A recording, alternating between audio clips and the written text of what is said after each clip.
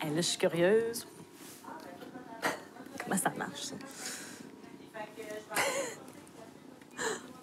Qu'est-ce que vous faites là, vous, là? J'anime mode d'emploi.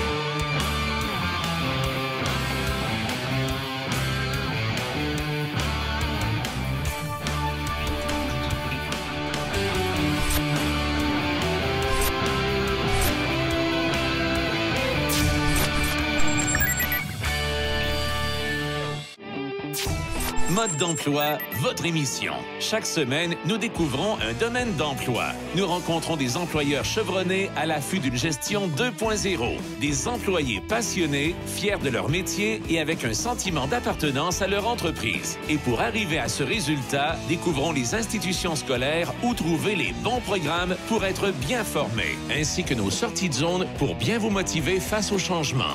Votre avenir vous fait réfléchir, vous voulez faire les bons choix? Soyez fidèles au poste et réglez-vous à l'heure de Mode d'emploi.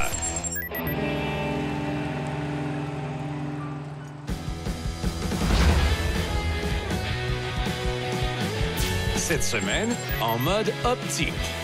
Bonjour tout le monde, bienvenue à Mode d'emploi. J'ai le goût de commencer l'émission en vous demandant si vous nous voyez bien. Je pose la question parce qu'il est question d'optique aujourd'hui. Caroline, vous avez mis vos lunettes. Vous êtes prête? Vous me voyez bien? Tout à fait, je vous vois très bien, Julie.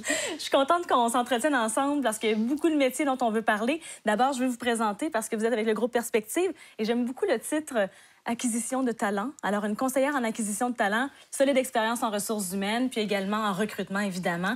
Alors, la personne toute désignée pour nous parler, entre autres, de l'optique. Commençons par, on a sélectionné 4 O. Alors, l'ophtalmologiste, pour commencer, qui est-ce que c'est? Qui est l'ophtalmologiste? En fait, c'est le docteur des yeux. C'est la personne qui va pouvoir émettre des diagnostics, aller vraiment quand il y a des problématiques de maladies oculaires. C'est aussi, de par sa formation, la personne qui va pouvoir aller opérer si jamais il y a vraiment des problématiques. C'est le docteur. On a également un optométriste qui, lui, est spécialisé. C'est ça. C'est la personne où on va voir peut-être aux 2 ans, aux années ou aux 2 ans. C'est la personne qui va pouvoir aller, qui va nous faire nos examens de la vue, qui va pouvoir diagnostiquer une problématique X et émettre un diagnostic. Tout à fait.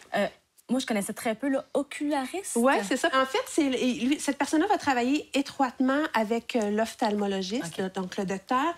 Il va travailler à faire les prothèses, à créer, en fait, et à vendre les prothèses oculaires dans le cas où quelqu'un perdrait un œil.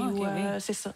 Alors, c'est très spécialisé, et c'est du cas par cas. Et l'opticien-opticienne, d'ailleurs, on en aura une plus tard à l'émission, qui se fait beaucoup demander la distinction entre, justement, l'optométriste et son emploi à elle, parce que les opticiens-opticiennes, qu'est-ce qu'ils font exactement? En fait, c'est les personnes, je pense, qu'on va être en étroite collaboration particulièrement avec eux. C'est le métier qu'on connaît peut-être le plus aussi dans le domaine.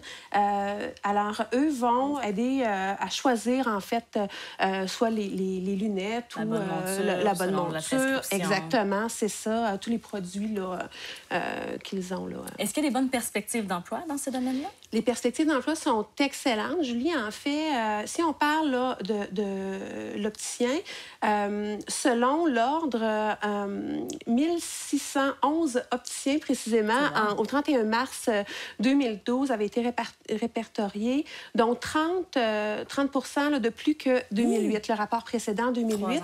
Tout à fait. Alors, c'est quand même important. C'est un métier, en fait, qui est encore en pleine expansion. Il y a des régions du Québec, on parle vraiment de problématiques. Oui, en recrutement. Tout à fait. Même, oui, un besoin, un très grand besoin. Et on se l'explique comment en même temps? En fait, je pense que la population vieillit. On vieillit. Et voilà. On vieillit. On fait de plus en plus attention à nous aussi. La consommation fait que des produits de plus en plus intéressants sur le marché.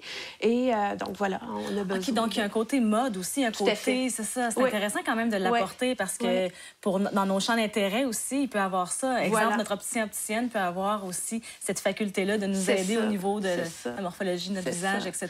Donc, il y a une demande à ce niveau-là.